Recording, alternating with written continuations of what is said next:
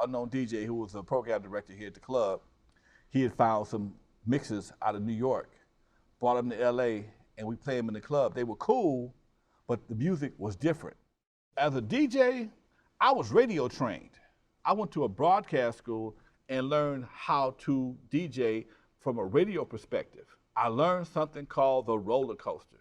And basically what it is, you start off kind of slow and you build up. And as you build up, you bring it down.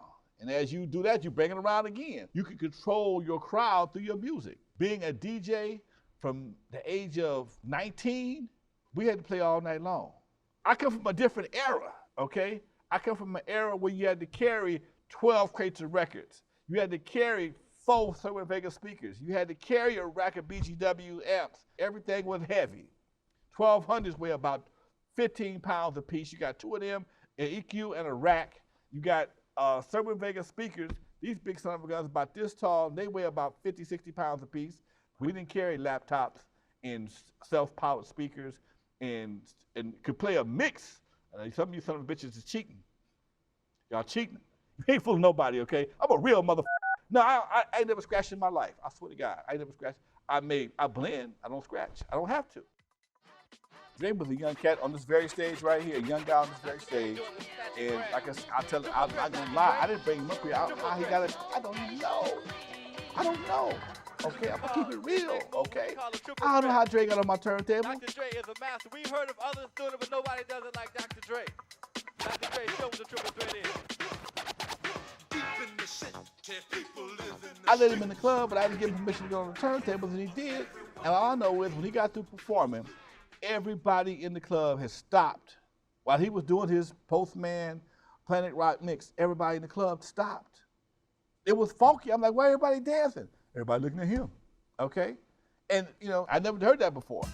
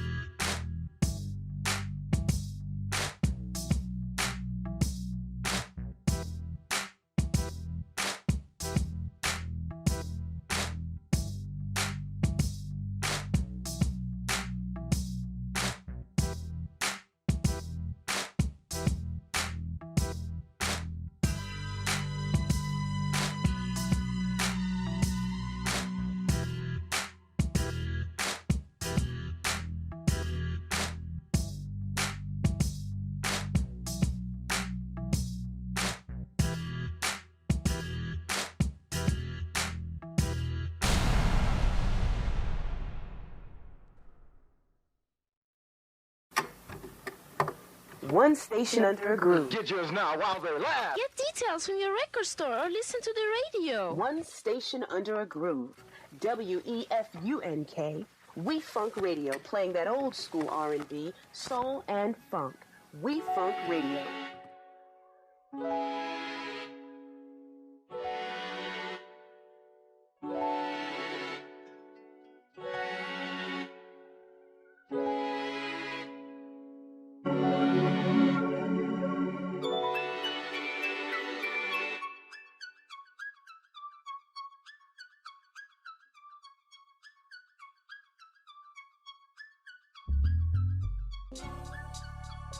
What's going on, everybody? DJ Dr. Funkenstein here from Uncle Jam's Army, and we're about to give you one hellified ride aboard the Holy Mothership. Now, this is about on how the West Coast got their hands on hip-hop. Yeah, we already know it rises from the East, but it's set from the West. You feel me? But right now, we're gonna go to my homeboy, Black Dot, and he's gonna start it off and let you know what's jumping off when it comes to that hip-hop culture.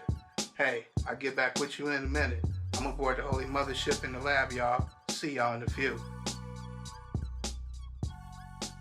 Peace. My name is the Black Dot, author of the underground classic book, Hip Hop Decoded, from its ancient origins to its modern day matrix.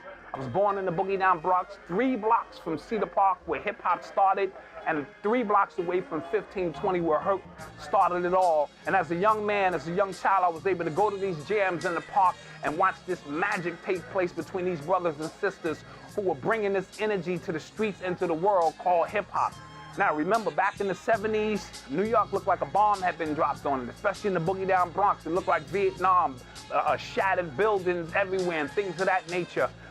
Police corruption, crime, everywhere. So what we did was, and they took the music out of the classrooms. All right, music is innate within us. Music is spiritual. We need music like we need water and food.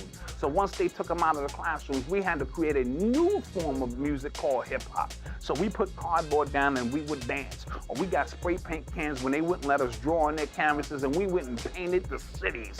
When they took the drum away from us, and the drum is critical. Even on slave plantations, they would ban that drum because when we began to play that drum, slave masters' heads was rolling in the fields. So we found a new creative way to suspend the breakbeat between 2 turntables. You know what I mean? And the oracle, the MC, the speaker was been around for years. We called it the dozens. People was doing that, and the last poets. But when we added a certain rhythm to it, we added a certain so-called swag to it, the convergence of these elements became what we call today hip hop. Now, just the MC, we call that rap, but all the elements together is hip hop culture. Of course, hip hop is a culture. And if I was to define hip hop using what Bambaataa, Zulu Nation gave us, using what the founding fathers of hip hop has given us, along with what Minister Server taught us from KRS-One's camp, the temple of hip hop. Minister Server says hip hop is higher infinite power healing our people. Higher infinite power healing our people. Hip hop is ancient, hip hop is antique, hip hop is expansive, hip hop is exponential. Hip hop is more than just the 4 elements. It's culture, it's our essence, it's the manifestation of energy. As long as we've been here, hip hop has been here. I was hip hop since the first day I heard it. Loved everything how it was worded, connected. They seen it in the park. I'm supposed to be home by dark. The 4 major elements of hip hop are graffiti, MCing, DJing, and b-boying or dance. The Bronx made it happen. DJ Lovebug Starsky coined the term hip hop, and the creation of the culture came out of the Bronx block parties in the 1970s. But the genesis of the movement really started on the West. Now out here in the West Coast, our timeline starts at a different point. Our first element of hip hop is dance. And it starts at Trade Tech College in 1969 when a guy named Don Campbell invents a dance called locking. When we look at the elements of hip hop have always existed. So when we look at the b-boy and the many different aspects of the b-boy, we know that b-boying has been taking place here in Los Angeles long before 1973. When he invents that dance, things start to snowball that creates this big party scene out here that's composed of street dance, DJing, party promoters, rocking the mic, and all this stuff that we associate with hip hop. Only we didn't know that some guys in New York were now at this point calling this thing hip hop. Thought travels at 24 billion miles per second. So when we doing something, our brothers on the West are mimicking, and what they're doing, we're mimicking. But we start to get information when people's relatives from back east come to visit us out here.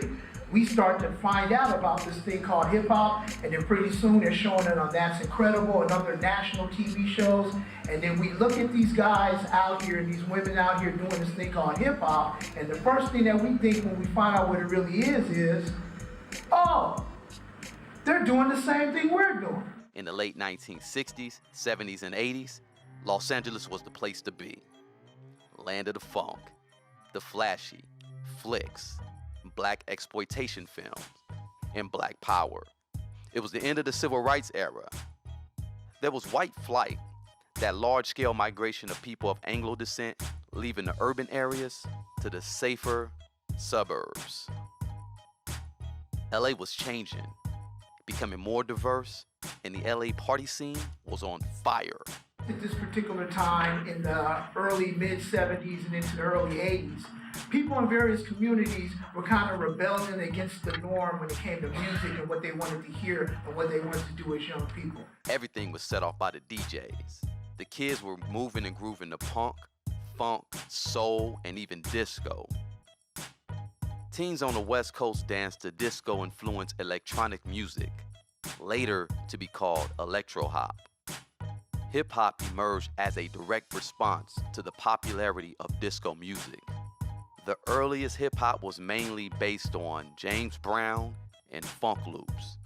Then, disco instrumental tracks became the basis of most hip-hop music. They began calling it disco rap. Now, Black Dot said it best. Hip-hop isn't just music. Hip-hop is a culture, it's organic, and it has substance. Naturally, the younger generation gravitated to it. As the newer generations came along, hip-hop helped with the decline of disco. There were many party promoting crews back in the day. We had Lonzo, we had the Wrecking Crew. We had Z-Cars. We also had Bay 5 Side out of Westchester. We had Party Line Promotions. Only person that was out there doing stuff for teenagers was John Carter, JC Productions. JC2 started the promotion business. In 75, 76, it became LSD. And we had all these other cliques that tried to, There were several crews trying to do different things. There was just a whole lot of smaller cliques back then. I'm not even going to use the term clique. I'm going to say crews that we were all trying to get the club scene going. The ones who got the recognition were the ones who threw the best dances. We all were promoters. That was the hustle of the day. Everybody passed out flyers, everybody hired a DJ, got a room, passed out flyers, did their thing. But there was one standout clique that became the most infamous crew on the West Side. The OG West Coast Freestyle Star and Uncle Jam's Army. In 1974, Roger Clayton, a young entrepreneur from Los Angeles, started a party promoting crew with his friends. The crew was called the Nighttime Players. Roger Clayton is one of the founding members of Uncle Jam's Army. Like I said before, Uncle Jam's Army was just a spin-off from Legitimation Entertainment, spin-off from Nighttime Players. Rodney, Charles Wood, and Roger had this thing they was doing called the Nighttime Players. The Nighttime Players threw parties and events for high schoolers in and around Harbor City, a suburb of Los Angeles. Before the Nighttime Players, Roger Clayton was a DJ for LSD. He worked for an event for LSD and got paid with a bad check. And that check made Roger become very creative with his business. Roger started his own thing and declared war on all party promoters in Los Angeles. We all started in 1974, changed members, changed names during the course of the 70s. I really became a part of Uncle Jam's Army.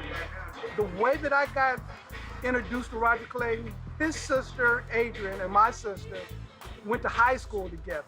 How it all started with me was that in 77, I was in the 10th grade at Northbound High. Roger lived in Harbor City where we went to school at Northbound High School. Roger and Gid was getting ready to leave Northbound. Rodney and Mr. Charles Woods, they were going to Westchester. Let's go around the corner to visit other friends, and he was there. We got together and started, doing house parties. Roger started throwing house parties. Then we went from the house parties. What happened was, I was just kind of home from the military for a break. I was at home, going to have my breakfast. I was sitting at the table, and the phone rang. And it was him. He said, hello? Hey, Charles, is Roger. What you doing? So I'm bringing some breakfast. I'm gonna ask him and see if it's okay. So ask what you want to ask me. I want to start doing dances. I said, well, what's wrong with house parties? Because they don't pay no money. Big money's in dances. The house party went to the garage party. I said, okay, what we want to do, we're going to keep the same name? He said, no, we're going to change the name. So change the name to what? I don't know, you got any ideas? I said, nope. Time was going by and... So I got a name. I said, what's your name? It was Unique Dreams Entertainment. I got quiet. He said, is that okay? Is that okay? I said, that's fine.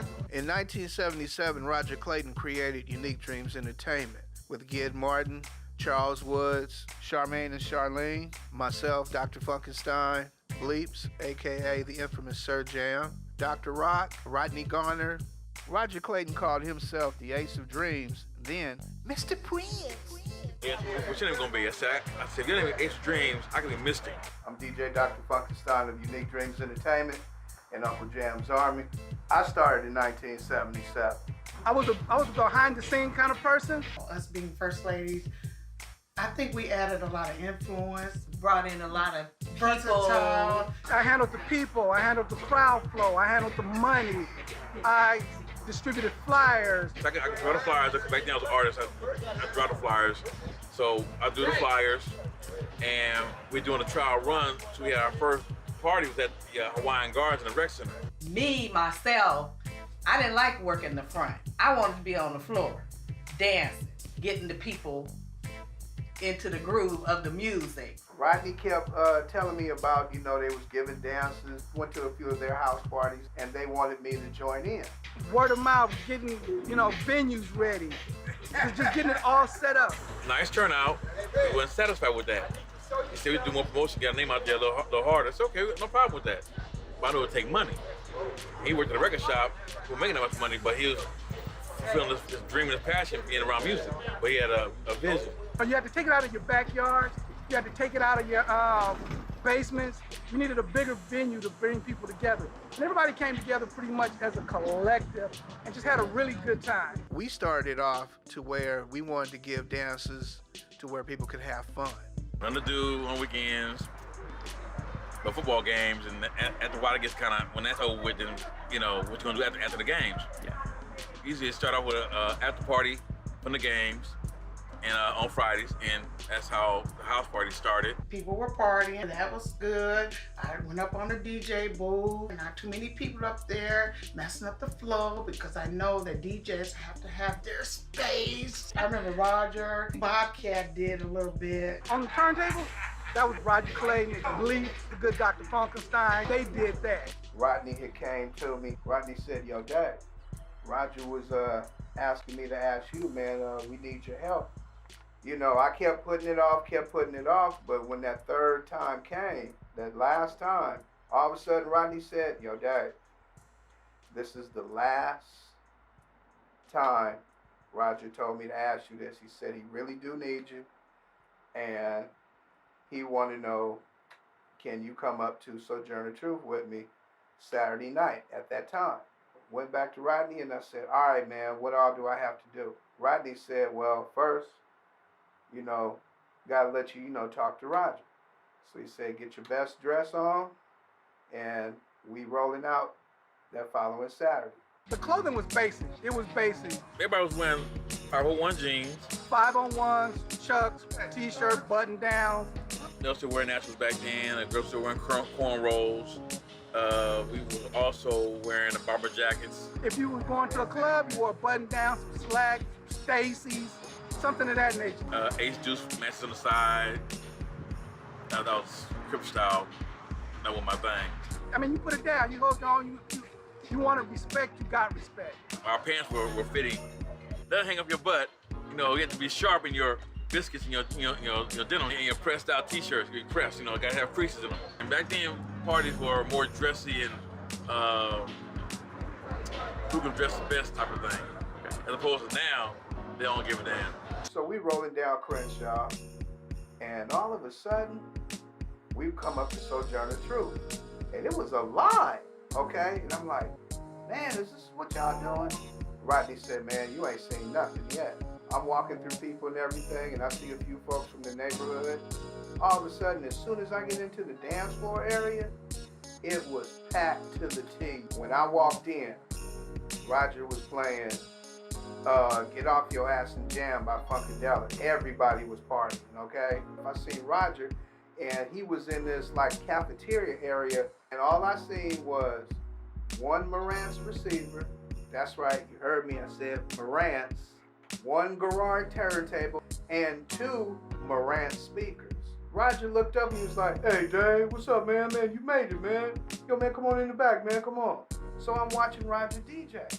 Is he doing this on one turntable? So what he did was this. Remember back in the day when your sister used to give a party at the house and you had one of those stereo component sets along with the TV, and you open up the top of it and you had the arm and you stick the 45s on the little needle? Roger had that on his garage turntable. So he had the albums instead of 45s, and then the rest of them he had them on the side of the turntable.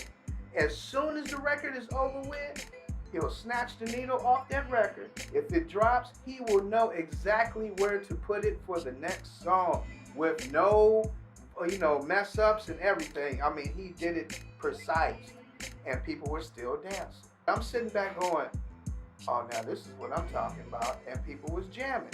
Now, we didn't even have a microphone. Yeah, you had the house. Okay, I'm serious. That was the beginning of me with Unique Dreams Entertainment. Unique Dreams mainly played funk and disco records at their functions. But when Sugar Hill Records released their first rap record in 1979, they started playing hip-hop. That same year, Unique Dreams Entertainment changed their name to Uncle Jam's Army, the name inspired by the Funkadelic album, Uncle Jam Wants You. And when it became Uncle Jam's Army, everybody all over knew who we were. And especially when it came to giving a dance, when it came to our radio shows and stuff like that, passing out flyers, people would even know it before we even, give it to them. They already know. So, man, we already know we coming. Back in the 70s, the very first at Alpine Village. DJ, Pop Locker, Uncle Jam's Army is where it was at, My sister, Stephanie, was telling me about Uncle Jam's Army. Way back in 79. When we was working the door, getting tickets and everything. I run back there. Those were the days. And I said, what is Uncle Jam's Army? Your mama was dropping you off at the club. She's like, no, come, everybody goes. It's a big dance, They became the major party promoters in Los Angeles. When I heard of Uncle Jam's Army and these kind of groups, that particular sound, didn't stop me from partying and dancing. We walked off in there, and I had never in my life seen that many kids there for DJs. You rolling? Uncle Jam's Army. I'd had to be like 8,000 or 9,000 kids, and it was DJ. I remember all the good things. I remember Egyptian Lover. Oh, yeah. Oh, my God, I remember him. Gotta thank my man, Greg, for coming through. Man, appreciate it, my bro. Yeah. He know it. How did you start coming to Uncle Jam's Army dances? Man, it was all for the ladies. I went to a lot of parties around LA at that time. Went to the Eve After Dark. Got a flyer for a Unique Dreams party. Went to one of those. Love that. We went to every party. Z-Cars. Oh man, LSD. Z-Cars, yeah. I went to all the parties. But the songs that Uncle Jam Army was playing was better than everybody else's songs. I mean, they were playing some stuff I never heard before, some funk, and I was just like, yeah, this is my kind of party. Everything they're playing, I like every single song. I gave a dance myself. Okay. Called Get Down on It, and put posters all down Slauson and Crenshaw and some other hot spots. Mm-hmm. All the posters got snatched down. Uncle Jam Army posters was where my posters was. So I knew I could DJ, but I didn't have the crowd. So we're like, dang, I just knew, it was gonna come. But people from my high school came, some girls came, Oh yeah. It was cool, but it wasn't Uncle Jam. Okay. So I was in the mall, like, I can't make no money like this. I barely made my money back. And Roger was passing out flyers. Right. And Snake Puppy.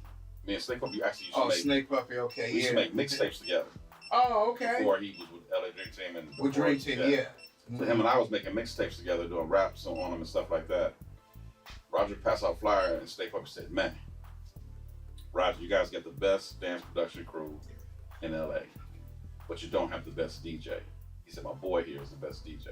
And Roger knew who I was from the parties, dancing and stuff. Yeah. He didn't know I was a DJ. Mm-hmm. He was like, you can DJ? I'm like, yeah. He said, come with me. So I jumped in the Z. We went to make a commercial for the next dance. Right. And I was queuing up the zap. They're spinning back. Yeah. I was just doing that, right? And I said, what is that? I said, oh, they call it scratching. Because you had already knew about scratching before us. Because I bought a record from Grandmaster Flash. And he did the Wheels of Steel. I did a commercial with Roger. Okay. And then he said he's going to have a DJ contest. Right. And it was at Long Beach Holiday Inn. Mm-hmm. So I showed up, and there was 5 people in line, and they threw me on first. I couldn't even pick the record I wanted to mix. They gave me Aretha Franklin's Jump to It.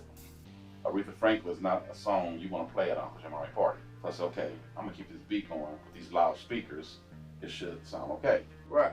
I'm thinking this as I'm hearing the song for the first time in my headphones. So I throw it in. Then I put the other one on and throw the beat in. I just kept mixing the beat over and over again. Then I took the jump, chicka jump, and then I hit the beat again. And people stopped dancing. So I kind of peeked up and I saw people coming toward the turntables. I'm like, I don't know if this is a good thing or a bad thing, because I'm supposed to make them dance. Right. But they're not dancing, they're watching. What the hell is he doing? So Roger ran up and says, who's doing that? And they pointed to me. He was like, oh man, that's good, that's good. What record you want? And I'm like, dang. Then they have Time Club, okay. It's Nasty, and I named all these songs. 3 other DJs turned around and just left. They didn't want none of it.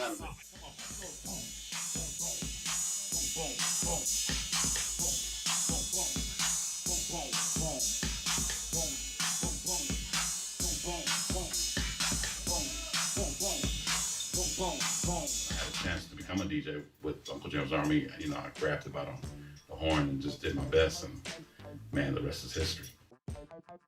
We wanted to be number one, and we became to be number one on the West Coast. Our main competition we changed from Interest Entertainment to Uncle Jam's Army.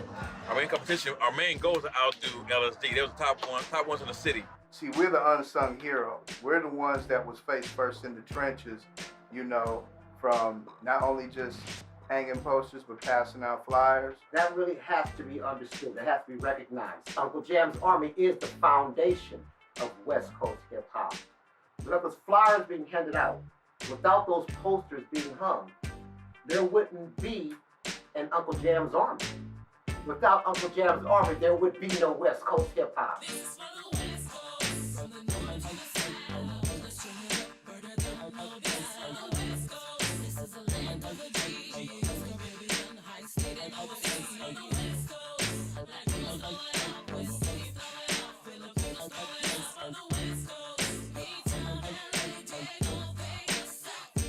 Stop snitches. Oh man, the poster wars. When we formed Uncle Jam's Army and we started going Who hung up the posters? we got it. Back in the day, our main source of advertising was posters. Before it was a street team. This was a dog-eat-dog enterprise. The posters cost them like $1 a piece. We had our own standing order with our own custom colors. Somebody is advertising, we're advertising. That's how significant it was to have posters. Who would put those posters up? Roger and David. I never did. Roger, press up the flyers. Roger started taking us out of his van. At the big old van, okay, we got hammers in there. Y'all get up and get up and we load the van up. We had to go out and hang them at midnight. Be up all night long to 4 or 5 o'clock in the morning hanging them up. 2, 3 in the morning, we putting up posters all down Crenshaw. We climb the pole. Every other pole, like on the street. This pole, that pole, it's an intersection. The telephone pole, you just get out there, blah, blah, blah. And overnight, we would just blanket the whole city with the next function of Uncle Jam. Get up in the morning, going to school, whatever, you on the bus, look at you, just see our name. That was Instagram back then, we overnight. Any street you went down, they was everywhere. When I went down the street, I would tear them off just to keep in memory and put them on the walls in my room. My mother would come in there and say, no, We was out there, we had it covered. We was promoting, that's how we got out there to promote. The footwork. Get out the car on the street, take it down, put it on my wall. Every time we had an event, I would take it out. Then, during the day, like when school let out, he would have other people passing out it looked just like the poster, but it was flyers. We didn't have to put up the poster, but we did pass out flyers. The little flyers, I used to love the flyers. Go to the Fox Hills Mall, Hawthorne Mall. It would be somebody at every corner of every school. Venice Beach, just everywhere. All through LA, passing out the Uncle Jam Army flyers. And then at that time, it was Lester and Muff was out there in Antelope Valley. You know what I'm saying? So they come from there, Lancaster, Palmdale, all the way down to the hood, from South Central, Compton, Long Beach, Inglewood. We would meet up at his house, or he'd come get us. If we didn't have a ride here, the van would pull up, we'd jump in the back, go over here on Main and Imperial. We'd go in there to pick up the flyers, and the guys still being there, the print press just going, shooting out posters, not flyers, like big old huge posters, the printing presses just bam, bam, bam, bam, knocking them out. It was 3 vans. He'd say, you guys go to this street, you guys go to that street, we're going over here. It's always 4 of us. Soon we jump out, everybody know what corner to go to. I'll go that one, he go that one, that one. And we'll jump out, because it was actually illegal. And, you didn't want the police to see you. Man, we can go far back as Christmas Eve one night.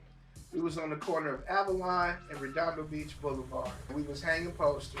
We jumped out the car. We was getting ready to put the posters up, had my hand up here, had the staple gun, and was getting ready to hit it. And next thing you know, we hear this. Come to find out, it was Carson sheriffs. Oh, they surrounded us and they handcuffed us. They just straight threw us in the car. Now it was me, Sir Jam, and Clint, and we in the back seat handcuffed. So then when we in jail, they gave us one phone call. I called my parents. My parents got me out and everything. Got bleeps out, and Clint too. So we was all out, and we had to go to court. The only people that came to court was me and Bleeps, Sir Jam. Clint didn't show up. Okay, he didn't show up at all. We was waiting for the judge to come in. He comes and everything, and he had these glasses on, big thick lenses, dude. I ain't gonna lie. Okay, haircut short and everything. He said, "Where's David Storms?" I said, "Right here, Your Honor." And he said, "Where's Renee Williams?" Sir Jam said, "Right here, Your Honor." He said, "Now where's Clint Jones?" "Not here, Your Honor."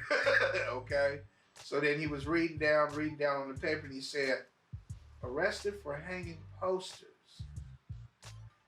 And he looked at us, and he put his glasses down low like that, and he said, "What were you guys doing?" I said, "Your Honor, all we was doing was hanging posters for a dance." So he started laughing. So then he stopped laughing, and all of a sudden he said, "You know, I could send you guys to jail. Because, see, this is considered a slight form of soliciting." We was like, "Oh, okay, we understand." So then he said, "I'm going to tear this up." He said, "Y'all go on and get out. I don't even want to see y'all again." He said, "I understand what you're trying to do now." He said, "But I don't want to see y'all in my court again. You hear me?" We was like, "Yes, sir, Your Honor." And we turned around, and he said, "You free to go." And we left. Now, time went on, and I did a little research, and come to find out that Judge Joe Brown was our judge. The Joe Brown of now, he was our judge at Compton Courthouse when we got arrested for hanging posters. And that was the Judge Joe Brown of his early days. And that just tripped me out. You know, certain areas where we promote, Uncle Jam's Army just got big. We run the city. But then at the same time, there was other promotion crews, like even in San Fernando Valley, we would have wars with Starlight Promotions over here by Compton to be, world-class wrecking crew with Lonzo and then Dre and Yella and them. The worst thing you could do if you wanted to start some shit was to snatch somebody's poster down. So that's where the wars come in at. I mean, we putting up our flyers. It's in LA, but it's like, no, this is our turf. And so, we'll overnight, we'll just whoosh. We got our thing up, Labor Day jam, Uncle Jam's Army. Then we go back around and all of a sudden, phone ring. Somebody else is wrecking for they snatch your flyers down. Nothing would piss you off more than to ride around the corner and come back and see somebody else was supposed to hang where yours was. They said our flyers got snatched down or whatever. What snatched down? Who snatched down Uncle Jam's Army flyers? Oh, they tripping. It's on. We hang posters, they snatch them. They have posters, we snatch them. But hold on, it's a certain street code up in here, in terms of the dance promotion game that you don't tear down the next man's flag. That's like graffiti. And the dumb part about it, I never understood, why would you take my poster down and put yours up? Now I know you did it. You don't tag over the next man's tag, and it's like, oh, it's a problem right there. That's how poster wars would start. I'll never forget, Roger was so mad. He was hot. He rallied up the troops, man. We piled up in cars. We on our way to do those. We on our way to skate. We on our way to Compton to holler at Lonzo and the world-class wrecking crew for snatching down our thing. And it's like, hold on. So I remember going to bed. That was the first time I ever been to a wrecking crew function. So at first I go in there hot. It's really finna be on a whole nother level. But we was so hot and turned up. Man, we don't give a damn. This is business. This ain't about that street shit. So anyway, we roll up in there. I'm listening to what's coming out the speakers. And I'm like, damn, them niggas is hard. They was DJing. It was Dre and Yella. And they was going back and forth and bam, bam, and bam. I'm like, obviously Uncle Jam was number one of you, man. I'm like, I understood. Right then and at that moment, I understood why Wrecking Crew was so well respected, because them cats was hard. Them cats was so vicious on them turntables It was like, ooh, baby, we was throwing elbows like, man, listen, you hear what they doing? Like, damn, they might give us a run for our money. I mean, they up there with us. Like, hold on. Lonzo was like, man, let me holler at you in my office. Just you. The rest of y'all said, just you, Rod. Come on, man. Come on. Let me holler at you, man. And, man, I don't know, man. I don't know, Rod. I don't know. You might be on the up to something. I don't know. I thought we had to understand it. And then I know they went in the room. And so we nervous because we don't know if it was a setup. And they might have had 1,000 men in the room. Man, what's taking us? Rod, what do we, I mean, what's going on in there? So, I mean, you see all these beautiful, confident females and all, man, so, I mean, you got a little distracted. Okay, hold on, what's happening? Door crack, they come out, they shook hands in front of everybody. Oh, okay. But we still look like, yeah, I mean, that still don't mean nothing. Don't do it again, homie. Although there was never any bloodshed, Tomas's got whooped back in the day for messing with people's posters. In fact, I whooped a little ass myself, okay? But then at the end, it was like, you know what? Yeah, y'all funkin' hard, y'all fun. They was like, yeah, y'all doing your thing too. Okay, next Uncle Jim, we at the sports, man, y'all fall through, man. I'm gonna holler, I wanna get my boy over here. I'm gonna introduce you to the Hall of Fame of what I call around here. I'm passing the constitutional law. We bring it back to funk. That's what I'm talking about. There it is. The Declaration of Dickum. No, it's called the Groove Allegiance. That's what it is. Oh yeah, Groove Allegiance. So Lonzo, please sir. bless these people in Netland who might be listening about just the history of this West Coast thing and how it got started. You know what, man? It came to me about 2 years ago after Roger passed, Roger Clayton from Uncle Jam's Army. The whole West Coast was born out of a feud, dude. At the height of Uncle Jam's Army's supremacy, Lonzo Williams started Disco Construction. My name is Lonzo Williams, a.k.a. Lonzo, the world-class grandmaster, the West Coast godfather of hip-hop. My company was called Disco Construction, and Uncle Jam's Army, which was headed up by Roger Clayton. We started off as DJs together. We worked at a record distributor together. We were once business partners. I was his first DJ for Unique Dreams Entertainment. Roger and I worked together at a record company, at a record distributor. I was just starting to be a DJ. Right. I called this record distributor trying to buy records wholesale. The guy, his name also was Lonzo. He tried to get me to come get a job, okay? I didn't want no job. I'm DJing full time, okay? At this time, I am one of the only DJs on the West Coast. Right. I met Roger earlier. I told Roger about the job. I got Roger the job at the distributorship. 2 weeks later, they called me. They needed somebody. Roger called me. They needed somebody in the warehouse in the evening. Well, I had a job at Kenny's Shoes, like the shoes in the daytime, was still up for my schedule for DJing at night. We roller skating in the warehouse, me and my brother, pulling records off the shelf, CDs and Instant Park, whatever the case may be. And Roger started doing Alpine Village. Again, I'm the only cat in the city that had a sound system. So I rent the system. Roger would give me $100. I'm DJing and hauling equipment and hooking up lights. I'm getting $65, $70. The promoters is making $1,500, $2,000. That's a lot of money back then. After a short amount of time, I kind of felt like I was being pimped. Roger was one of the promoters I was just talking about. I'm hauling in speakers, I'm hauling in light, I'm doing smoke machines and fire and lights and sparkles on my head and construction lights. Back then, as a DJ, you had to put on a show. You just couldn't do a little scratching. Scratching wasn't out yet. So you had to be the MC, the DJ, the light operator, the roadie, and sometimes be the promoter. And at some point in time, I realized that's a lot of work for $150, and I started doing my own thing. I wasn't making no money, but I was getting my DJ Disco Lonzo on, okay? Right. So it wasn't a thing. Shortly after that, I met a friend of Gid Martin, a lady.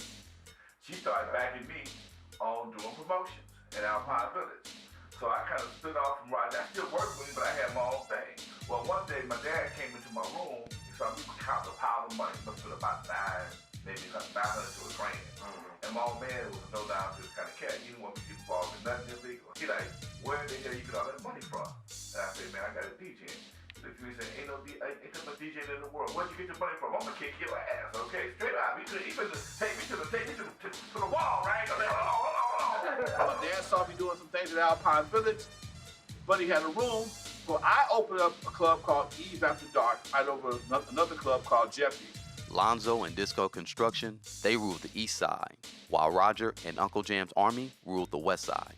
I started in 1979, June 11th, 1979, right here at Eve After Dark. Shortly after that, because of the popularity of the club, not because of any other reasons other than we outgrew it, we moved around the corner to Dudo. Dudo's Music Center on the corner is where hip-hop here on the West Coast took off first and foremost. I was the first one to bring LL Cool J, Curtis Blow to California. My group, World Class Wrecking Crew, which featured Dr. Dre, DJ Yella, later of NWA fame, was all founded right here. We started right here. This is where hip-hop started back in 1979.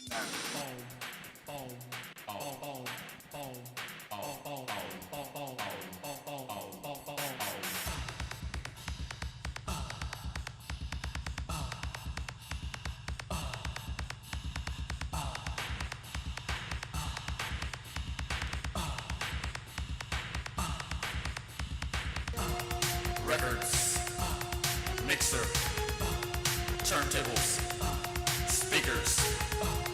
Records, mixer, turntables, speakers. Dr. Dre. Yo, yo, yo, yo, yo, yo, yo. Dr. Dre, I say I'm Dr. Dre, gorgeous hunk of a man, doing tricks on the mix that no others can. The nurses say I'm cute. They say I'm fine, so you better beware, because I'll blow your mind.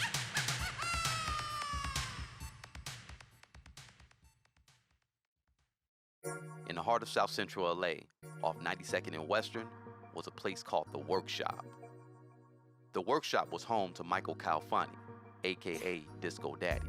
Yes, I'm Michael Calfani, also known as Disco Daddy, and as far as West Coast hip hop is concerned, the story with me starts in '76. Actually, you can go back to '73 because I was a member of the Soul Train gang, the original group in which the Lockers came out of. That's where it started with me. I began working at a club called a Showcase in 1976. In the 70s, they had teenage clubs, a club where you could go out if you were 16 years old and party from 9 o'clock till 6 in the morning. A year later, the Showcase decided that they had no further need of Disco Daddy because he wanted to hire 3 DJs. I was the only DJ all night. The security guards who worked for us had an owner of the company, security company, who had bought a building over on 91st and Western. Mr. Brown bought that building. He turned into a club. So his son, a youngest son, Jeffrey, told me, because me and Jeffrey went to high school together. He decided he was going to open up a nightclub. And they said, well, if you're going to have a successful nightclub, you need Disco Daddy. He also bought my dad's spot. He got a spot over on Western called Workshop. I said, Workshop? One weekend I'm at the Showcase. The next weekend I'm at the Workshop. What kind of workshop is it? Is it educational or? So no, it's a club, I said, okay. So I went by there, check it out. And that's what I met Disco Daddy. I did not know that I had a following at that time. I knew I was popular. But when I left the Showcase and I went to the Workshop, everybody who was going to the Showcase came to the Workshop. So that was the first real incident of DJs actually knowing that people would follow them from one place to another. I introduced myself to him and everything. We talked for about 25, 30 minutes. Took the place out. It's pretty nice, okay. Check it out. The Workshop was another teenage disco, 18 and under. We didn't serve any alcohol or anything like that. And it was party all night long. Now, during that period in '77, from what I learned from Charles Woods, the co-founder of Uncle Jam's Army with Roger Clayton, that him and Roger, Charles used to come to the Workshop, and he started bringing Roger. So I think about a month later, I told Roger about it. I said, you know, Jeffrey's dad got a club over here called a Workshop. He said, I heard about that. Let's go check it out, man, because, just check out Jeffrey's spot. So, okay, let's go check it out. Got in the car, went over there, walked in. Said, this is not bad. So Mike was there, so I just mic'd to him. So Roger was standing there. Again, I didn't know him at the time. But this guy was watching me, and I'm doing my thing. And then he came over after a few minutes. He said, "Hey, how you doing? My name is Roger. I'm a DJ too." And we became friends. And from that point, the rest is history. They became good friends, and they started doing things together. And he started putting his albums out, and Yeah, it's a local connection. Disco Daddy wrote and recorded the very first West Coast rap record, Gigolo Rap, with Captain Rap in 1981. I had left DJing and become a rapper. I had a rap record out. And when I released the rap record in 81, I was the first DJ to go to that level. Again, New York, DJs were making records and had been making records since the beginning of hip hop. But out here, it was a new thing. There were other people cutting records, but the radio stations weren't playing it. Right. So what was very important about this record was that not that it was just the first rap record from the West Coast, it was the first rap record that the radio stations decided they would want it to play, that could hang with the East Coast rap. Now at that time, entire rap albums were not really popular. Rap acts from the East had singles on the radio. Nobody on the West had one. Disco Daddy was about to change that. Everybody, don't you know it's time to party? Everybody, don't you know it's time to party? Oh, who's this, y'all? Oh, who's that? I said it's Disco Daddy and Captain Rap. We're gonna take it to the windows, gonna take it to the wall, gonna rock till the sweat roll down your draw. It's Disco Daddy and Captain Rap. We're not just faces in the crowd, we're the leaders of the pack. Could you please tell us your real name and how you got your new name? My name is Michael, and I was inspired to name myself Disco Daddy. I got my first job in a disco out here around 76 when the whole thing was starting to take off. And at the same time, the lady I was going with, she had gotten pregnant, and I decided this is my first baby and my first job in a disco, Disco Daddy. This gave me a chance to go out and go to other clubs, but the DJs told me, "Come on in and rap for a few minutes, man. You can come here." So I started for a period of a year, just going out rapping for free. Every club I went to, I turned it out because people simply had never seen rapping before. It wasn't that I was all that good or anything. They just was fascinated by somebody who could do that. I had a friend of mine who was also a force. He's deceased now in hip hop. Make sure his name is always mentioned. And that's Michael Mixon Moore.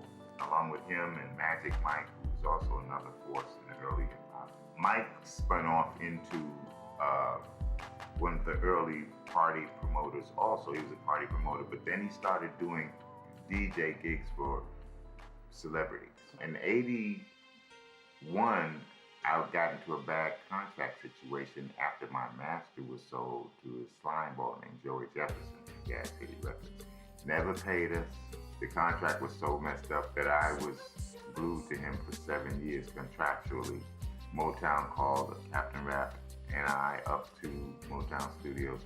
We couldn't even sign with Motown because we had been in a bad contract situation. So I had sort of left the rap game and I didn't know what I was going to do. In the meantime, what was happening was that, like I said, other DJs had picked up the ball and started to run with it. We were making records, we were making bootlegs 1981, 82, okay? They were called Z-Rocks. Now, understand, you could not get a record deal. We were shopping record deals in 83, 84, okay? But you couldn't get a record deal on hip hop. One, nobody thought hip hop was gonna be around, okay? Two, all the major record labels were and still are housed back east in New York.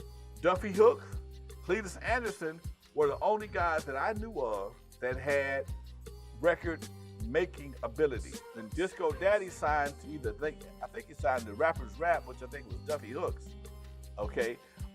Yeah, he was the first one to go on record as a rapper, but we were amongst the first ones to have our own labels. Started hearing, I think, Toddy T, Uncle Jam's Army, Arabian Prince. They started Freak Beat Records. Myself, LA Dream Team, Egyptian Lover, anybody that wanted to have a record deal on the West Coast, you had to give it to yourself.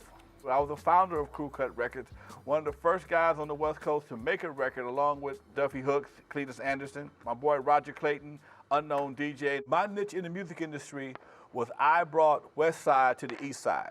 Born and raised in Compton, and what I would do, I would go out, as I got around the city, I would see different things, whether it be in Hollywood, West LA, and I'd bring them back to the hood. And that's all. Who was a part of Eve After Dark, the Wrecking Crew was like the Playboy bunnies were to the Playboy Club. I was still in high school.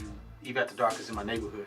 Me and my buddies, we would go up there and kind of, get in there and dance and, talk to girls. And we heard my man Lonzo right here was talking about a contest, a rap contest. Me and my buddies at the time, we actually had a crew called Diamond Star Productions, and that was me and DJ Joe Cooley, Nick, and Carlos. We would go around, we had our own little DJ crew, but we go around Compton, and we do like house parties and parks, wherever we play and stuff. And my main role, even though I was a DJ, I also was, I was a rapper of the crew. So when Joe would mix, I would hype him up, and we would get the crowd going and that kind of thing. Started getting a reputation. We heard Lonzo talking about a $100 rap contest. And so me and my boy like, yeah, we're gonna get in there, we're gonna win. And so immediately I jumped in there and knew I had to get that crowd going. So once that crowd started going, and once I got them, and boom, I started hitting them with them bars and ended up winning the contest. So after I won the contest, then my man here approached me about, joining, up with the Wrecking Crew. I saw, I think Yellow was there, and Dre might have even been there. I think Dre had just joined the crew, a week or so before that. Wow. And so me and Dre were friends in junior high school. That's the homie, we used to hang out together. So that's when I joined, and yeah, the rest was history, man. How I came to become a member of the Wrecking Crew, I was with another group that was called the Stereo Crew. Stereo Crew consisted of myself, Ice Cube, KD, and our DJ was Sir Tone, DJ Tone, Dr. Tone, who was actually Dr. Dre's cousin. We came to the attention of the Wrecking Crew. Sir Jinx, or Tony, he was a roadie for the Wrecking Crew. He approached them about coming to listen to his group. Dre came over and heard him, and he really wasn't interested in the group. What brought us to prominence was the radio station here, it's 1580 K-Day. They put on what was called a Best Rapper in the West contest. We entered the contest then. We won the semifinals, and at the finals, we took second place. Different record companies wanted us to sign us at that time, but Lonzo, during that time, as we were coming along, had already worked out a deal for the Wrecking Crew. The deal was he was going to sign the Wrecking Crew, and also he was going to sign the Stereo Crew. Clientele ended up falling out the group prior to them actually signing the deal, and I was approached by Lonzo and Dre them about replacing Clientele, and so I ended up becoming Clientele's replacement. Trying to fill his big shoes. The inner circle of Eve After Dark, you had to be a part of the Wrecking Crew. And later, when we started making records, we just took the name and transported it to the record label. But then we found out there was another group called the Wrecking Crew out of Chicago. This was '84, and I kept hearing the term world-class runner, world-class swimmer. So I asked my lawyer, hey man, if I throw world-class and mess up the spelling, let's make it work. He said, yeah, so that's what we did. That's how we got here, world-class Wrecking Crew. We would consider ourselves a dance and romance group, okay? We were more known, we were more popular, we were just as popular for our slow records than we were our dance records. Fly, Cabbage Patch. The first record we put together was Slice. It was kind of patterned after Run DMC's It's Like That. We wanted to do a song that hyped up the DJ, and at that time, the prominent or premier DJ at the club was DJ Yellow. Yellow laid the scratch down. Lonzo asked me to write something. Clientele went into the studio, true story, did it in one take. Yeah, I think I wrote that maybe that day or the night before, and we went into the studio, and yeah, we did it in one take. It cost me about $400 to make. We sold about, I think we went like glass, aluminum, maybe wood, I'm not sure, okay? But it put us in the game. On the Juice 12-inch, we took a big chance because of what we did at the back of it. Right. We put all that. 2 turntables. Get the fuck out. Motherfucker say what? When we did all of that stuff, we took a big chance on it, but because it was a 12-inch and we kind of spaced it out a little bit, DJs knew where to find it to cut it up. But yeah, you really couldn't use profanity or even the insinuation of it on a record. Critics of hip-hop music said it wouldn't last 10 years. They said it was a fad and would fade out like disco. Almost 10 years to the date from the birth of hip-hop came the first radio station in the world to play hip-hop 24/7. Hey, let's kick it on. K-Day. On the radio. Hey, I'm Warren from Sugar Hill Gang. Got the Big Bang Gang on some Sugar Hill thing. I remember back in the day with K-Day with Black Mac. K-Day was actually the first station that recorded rap. So the original station that debuted West Coast hip hop. Yeah, 1580 K-Day. I just remember K-Day in my childhood. As far as 1580 K-Day is concerned, it primarily is or was the blueprint for what many stations are attempting to do today. However, they're not doing it as well as K-Day did it. It was pretty much doing morning drive, you know, and trying to do radio differently. You know, everything was about, oh, we're just gonna play the music and, you know, laugh every once in a while. My contributions, I really tried to do radio differently, where I was trying to do like characters and things like that, you know, impersonations, and just to do a different kind of brand of humor. I remember K-Day. K-Day was on and popping. It's one of those institutions that are with us. It's hip hop. Nobody plays our type of music, you know. Nobody plays authentic West Coast. 1580 K-Day means my entire career. Here's why. Because if Greg Mack does not play my song, My Sweet Home, on the radio with all the bad words, no edits, nothing, I never jump off. 1580 K-Day helped legitimize all of hip-hop. It's international now, but back then it was only in New York. They actually played one of my singles. And I was like, cool, that's the first time I ever heard my song on the radio. K-Day. It could have stayed regional, just like go-go music in Washington, D.C., just like house music in Chicago. It could have stayed on the streets of Skid Row. But 1580 K-Day was the first all 24-hour, all hip-hop format in the nation. K-Day had epic skits. You know, they had a comedy vibe. They had a hip-hop vibe. Really, they was just expansive in what they were doing. They were groundbreaking as far as the morning show is concerned. The type of things that they were doing in the morning just was not being done. And the fact that they were playing majority hip-hop was also something that was groundbreaking in that time. West Coast embraced hip-hop, East Coast hip-hop, and therefore the two biggest media markets, New York and LA, helped legitimize it. When you home, you don't get that love. I've never heard one of my songs in New York, but I heard it out here. Greg Mack had his hand in this miraculous feat.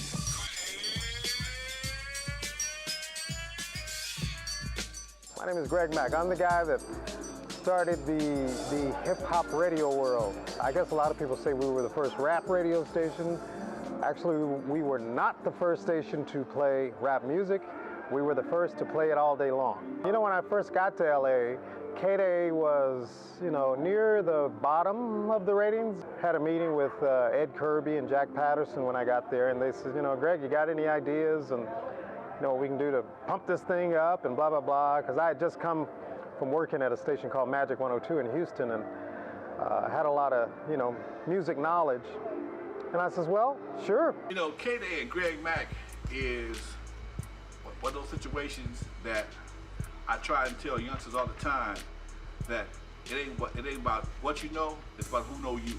I've been buying advertising for Eve After Dark, and I had a new sales rep. I told her what I was trying to do, and she said, you know what, you ought to come out and meet our new DJ. He's probably going to end up being the program director shortly.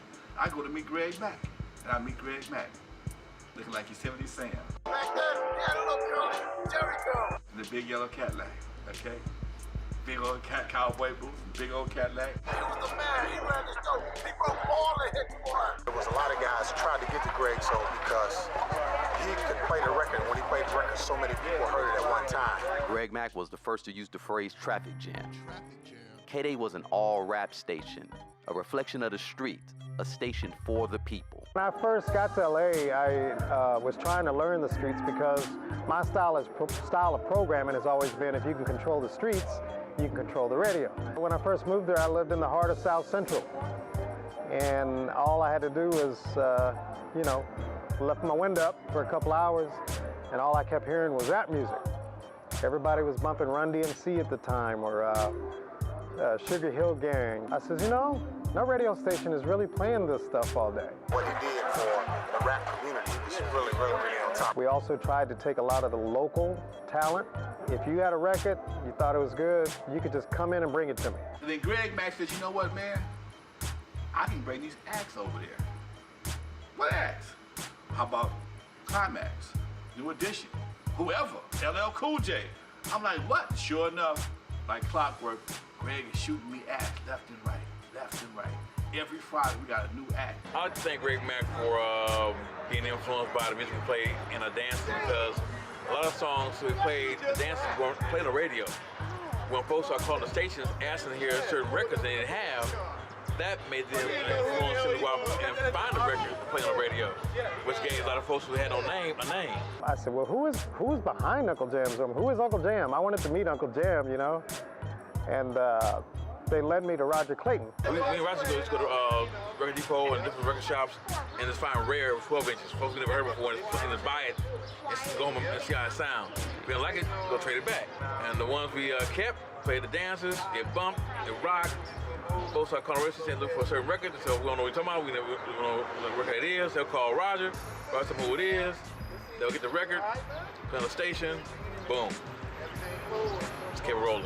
I talked to Roger, and I said, hey, Roger, man, how can K-Day be down with what you're doing in the streets, you know? Because you got the streets on lockdown, man. I want to be a part of that. And Roger told me, he says, you know what? We don't need radio. We got the streets on lockdown. I went and talked to my boy Lonzo. We hanging out in the Cadillac, and I tell Greg what I'm doing.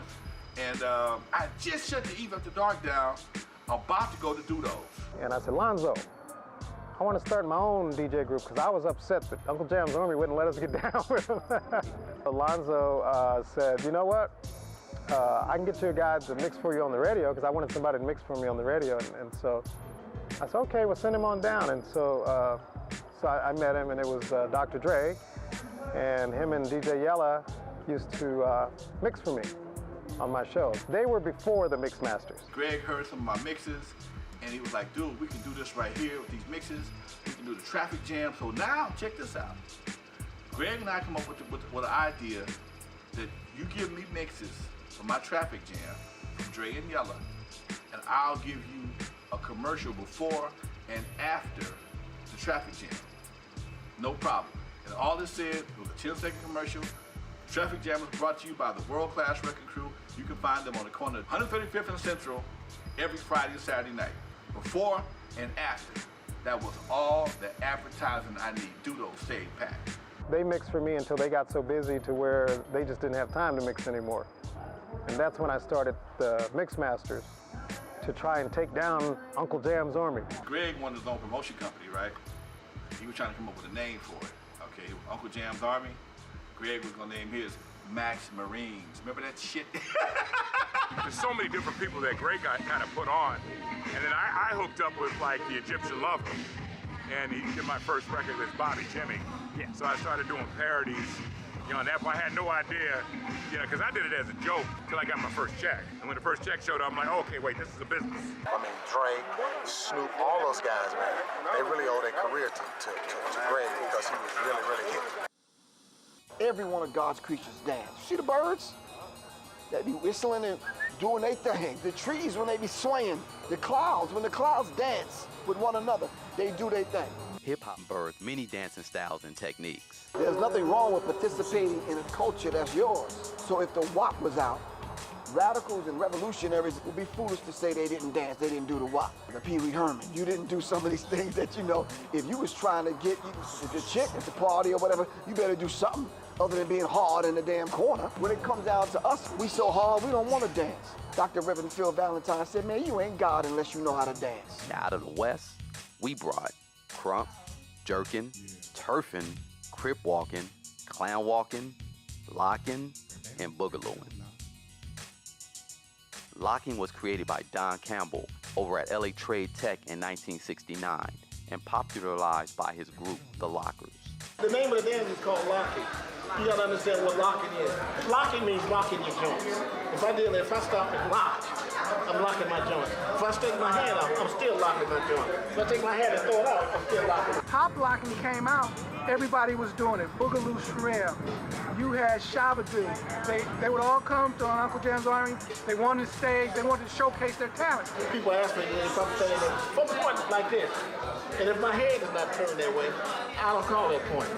If you only point when you're looking in the direction where you point. If I'm locking, I'm doing this, I'm turning my head, I'm looking at the direction I'm locking. It's part of the dance, it's called locking. Locking means locking your joints.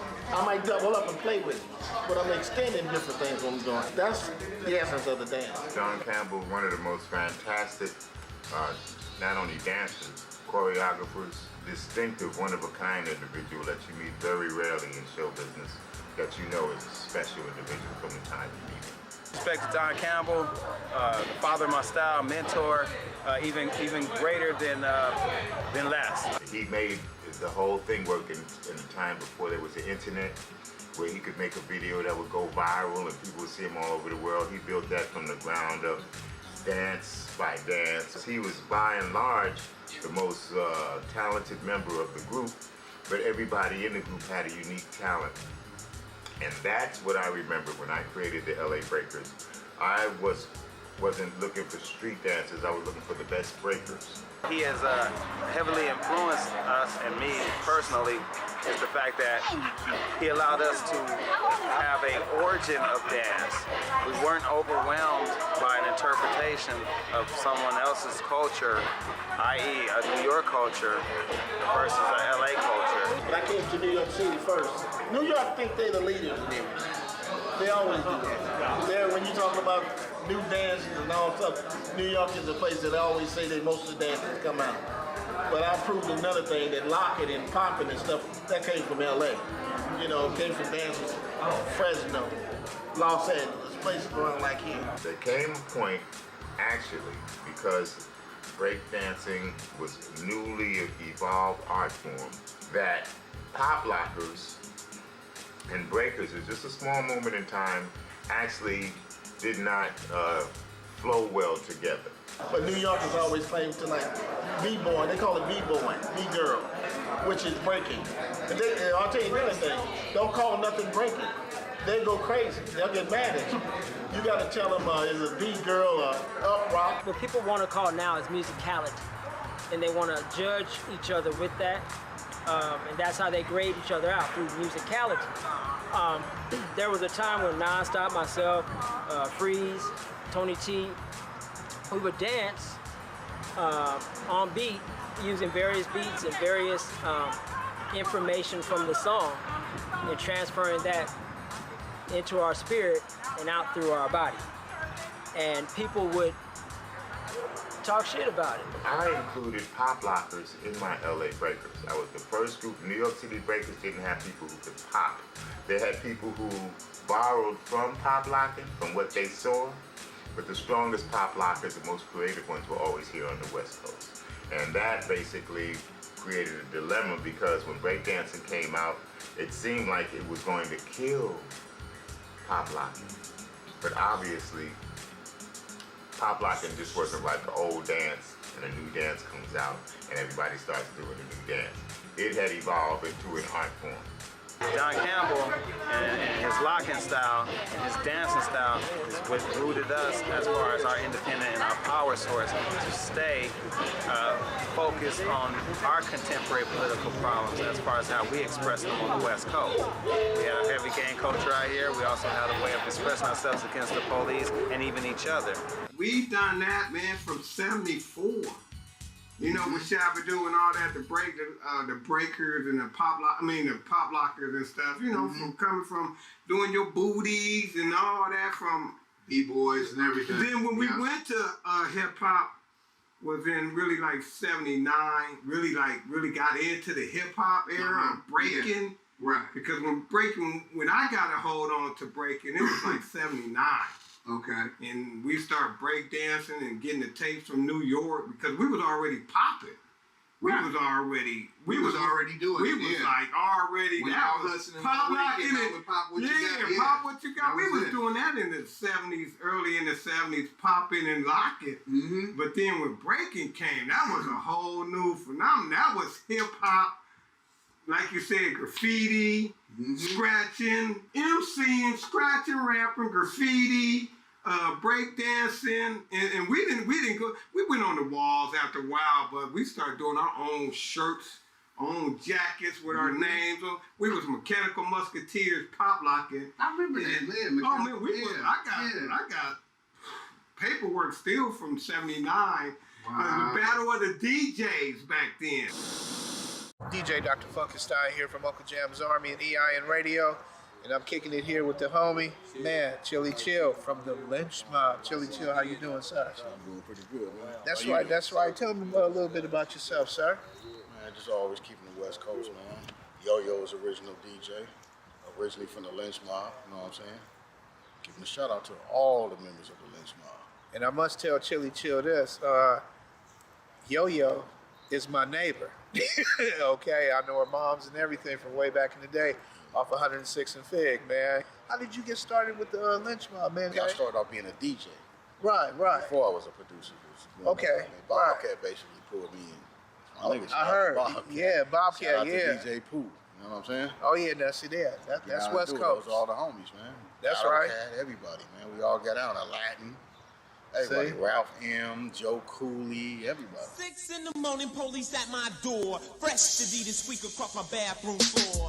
I went to a rap contest at the Carolina West. KGFJ sponsored a rap contest. The first week I was rapping and I beat all these guys except this guy named DJ Tracy. It was me and him. They couldn't decide on a clear winner, so they put their hand over DJ Tracy's head and the crowd screamed loud, and in my head they didn't scream as loud. The DJ Tracy had long hair, he was light skinned, he was cute, he had the pretty boy look and everything, and I really felt in my heart that that's why he won. They did acknowledge, well, we want to have you guys back next week. I recognized that to beat him, when they said they're going to have the second week, I had to do something different. So I drew upon my DJ skills, the things I used to do in the clubs. And I said the same rap, he did the same rap, but at the end of my rap, I wrote this line, which now is a standard line, but at the time that I wrote it, it was revolutionary. If the party's over here and the party's over there, everybody in the house say, hell yeah, something I used to do in the nightclubs. I put that at the very end of my rap, and the crowd exploded. The guy that I beat, DJ Tracy, later changed his name to Ice-T. Ice-T is the father of gangsta rap. Ice-T grew up near Leimert Park. Ice got his break one day when he was spitting his rhymes to a few girls over at the Good Fred barbershop. Across town near downtown LA in MacArthur Park was an infamous club where Ice became well known, called The Radio. The Radio was a spot that the Glove and Ice-T had. And Beatmaster Vic, I was one of Ice-T's drummers in Body Count. He introduced me to Ice-T years ago. I don't remember the very first day I met him, but I actually met Ice through Beatmaster Vic, rest in peace. He had told me about the Radio because I knew about him, and when I went, that changed my life. That's why Ice-T let me have an opportunity to rap on stage, and that just, man, that did it, man. I was like a kid in a candy store. I told my mother, I told my whole family that was something I wanted to do, get involved in this hip hop. Ice-T was co-signed by Big Daddy Kane and other major East Coast rappers. Ice-T's first album, Rhyme Pays, sold 700,000 with no video. His album was the first to display the parental advisory sticker. In the early 80s, was at the Playpen. Me and Sir Jam, we was in my station wagon. We called it the Uncle Jam's Army Mobile, and we pulled up, and there was a lot of people in front of the place. As soon as we got out, I seen Ice-T. And Ice-T was talking and everything, and next thing you know, I shut the door, I went around my car, and Sir Jam was like, yo man, there go Ice-T. I said, yeah. I went behind Ice-T, and Ice-T was talking about getting somebody, and I didn't say nothing. So then after that, I noticed he reached in his pocket, and he pulled out a 32, and he dropped it. I looked at Sir Jam. Sir Jam looked at me, and I picked it up, and I emptied the shells and put the shells in my pocket, and I grabbed Ice-T, and I told him, I said, nah, man, you can't do that here, dude. Come on, man, we here to have a good time. And he was like, yeah, man, you know, you right, man. Okay, man, I'll put it up, man, I'll put it up. And then he said, where the shells at, man? I said, I got the shells. I'll get rid of them, don't trip, you know. So he, you know, he put put his little heater up, and then he came back, and, you know, and we partied and everything.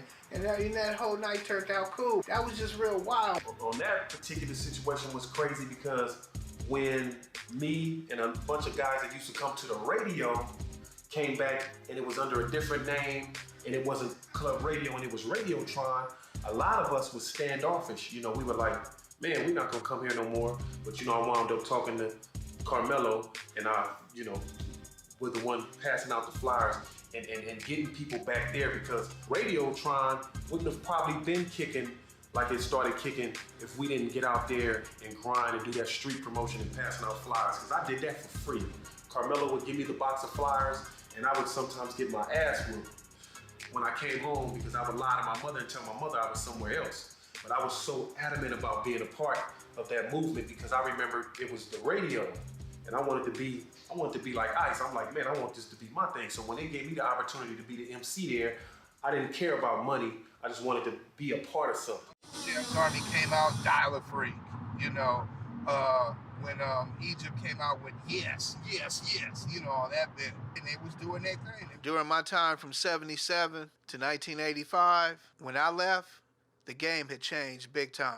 We gave 2 dances at the sports arena. The first one, if you ask me, it should be in the Guinness Book of World Records when it comes to one night for a couple of hours and you have over 10,000 people on the dance floor.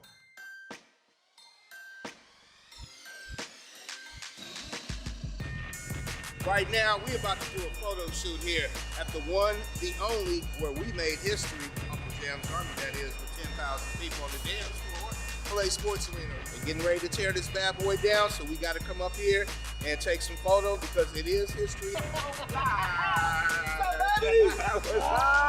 Hey! What's going on, man? Good, man. Yo, everybody, check this out, man. See, this is a man I haven't seen since in the 80s, all right? It's been a long time. I'm about to take it way back. It's a super exclusive. This man right here is one of my first all-time role models. Y'all don't understand in terms of everything I've done in hip-hop, it started out with me idolizing this brother right here. This is one of our security guards that been to all our dances. My man Lamont, tell him about Roger and how we was doing it at Uncle Jam's Army. Oh man, the first time ever a black man ever came and sold the sports arena out on a dance. Uncle Jam Army just took over. I always bow down to this brother right here. First generation Uncle Jam's Army, second generation Uncle Jam's Army. We even got 3 generations of Uncle Jam's Army. DJing, biggest party promoters in the history of the world. America, y'all don't know, worldwide. Now at around this time, we had new recruits coming left and right. The new ones were Silky D, DJ Kit Kat of the Cali Cat crew, Greg Brouchard, the Egyptian Lover. People would come from as far as the UK to see Egypt. Yeah. Trust me on that one. DJ Bobcat and DJ Battle Cat. Bobcat said, let's start another crew called the California Cat Crew. So it was me, him, and Battle Cat. We was going around, people was knowing our name. Then we go to Reseda. We had Wildcat, Scratch Cat. It was just all kind of cats started popping up, and California Cat Crew was out. You know what was so unique about all the different DJs? We wasn't allowed to play the same records, and we had to have a unique style. We couldn't copy each other's exact same style. The big one was when all the local promoters, Z-Car, Disco Construction, LSD, right. Somebody else though. It's y'all. And us. You need to check. Okay. Right. We all got together as young black men, and agreed on something, and it was successful. But wait, because I was helping collect money at the door, and then all of a sudden, I remember at the LA Convention Center, the marshal was there, and the marshal was talking about, we're gonna shut it down. And I kind of was ear hustling. I heard talking about we got shut down. At that point, we went to the lines, and it's like, come on in. Whatever you got in your hands is good. Thanks to Jordan Clayton for letting us borrow his houses all those Roger's years. father. Roger was charging a quarter to get in. Yeah. Okay. We lived in that neighborhood too. Right. So I started hanging out with Roger on 17. 34 years. You knew him before that. Yeah. Charles is always there. Yeah. I'm always inviting him in. We're do a new project. What got us on the top was we started doing our own radio takes on the radio for our dancers in our own voices, the background music. That was unique. Nobody else was doing that. So now we get on the radio doing flyers and posters. All of a sudden, boom! One day we built Alpine Village. Once that we maxed that place out, that's all she wrote. We leveraged in with $2,500. Now it was a union house. I can't let y'all see this picture. It was a union house, so we paid a lot on the back end. But we leveraged in here because they were having so many problems. And we had to have a bigger place. It was the perfect marriage, man. Wasn't it? It was the perfect marriage. I mean, Long Beach really said, we like you guys, we just can't have you guys share the place out. Coliseum, same thing. We did Alpha Village, Long Beach State. We did Sports Arena. We did Pasadena Civic.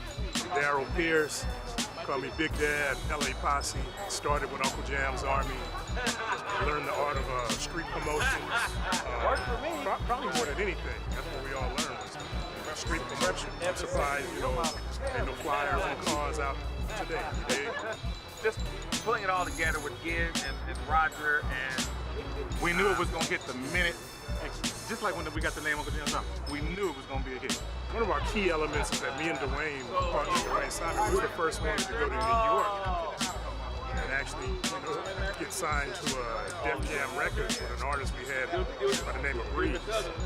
So we helped bridge that gap between East Coast and West Coast music. But it all started with an idea and no knowledge of how to do it. We taught ourselves through failure. I grew allegiance to the flag of Unique Dreams Entertainment and Uncle Jam's Army, and to the republic for which it stands. We are one nation under a groove, indivisible with the liberty to funk for all. God bless Chocolate City and its vanilla suburbs.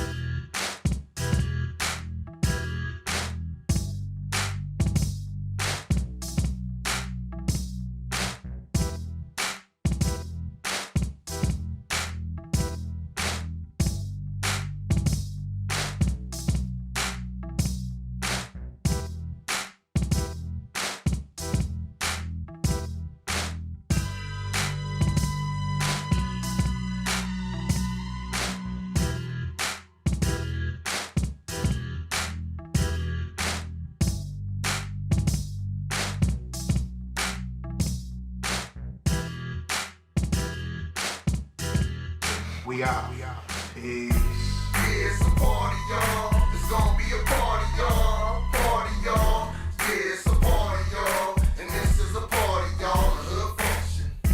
Yeah, it's a party, y'all. It's gonna be a party, y'all. Party, y'all. Yeah, it's a party, y'all. And this is a party, y'all. A hood function. When I'm at the party, all the girls start coming. Tell them mellows in the back blowing weed like a trumpet.